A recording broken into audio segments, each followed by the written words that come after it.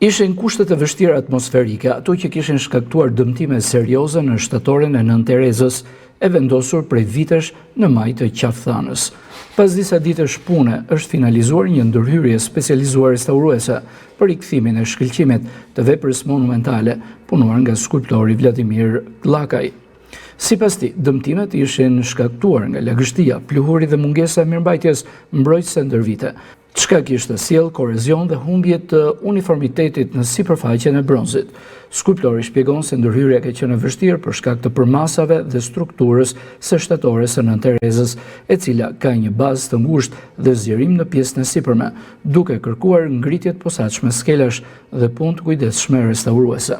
Sipas Vladimir Llakaj, përbërja e aliazhit të bronzit ndikon drejt për drejt në degradimin e sipërfaqes së monumenteve, ndërsa mungesa e shtresës mbrojtëse me dyll blete kishte krijuar njolla e dëmtime të dukshme estetike.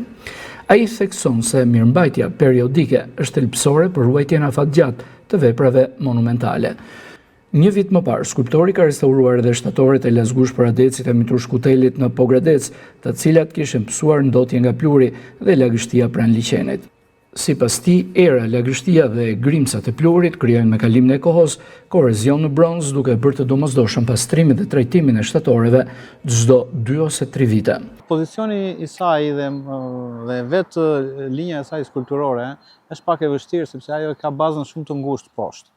Duke qenë më e gjerë lart, do një ngritje e skelas shumë herë më të mirë dhe do më shumë për ta parë më mirë, por prapë ne arritëm e realizuam.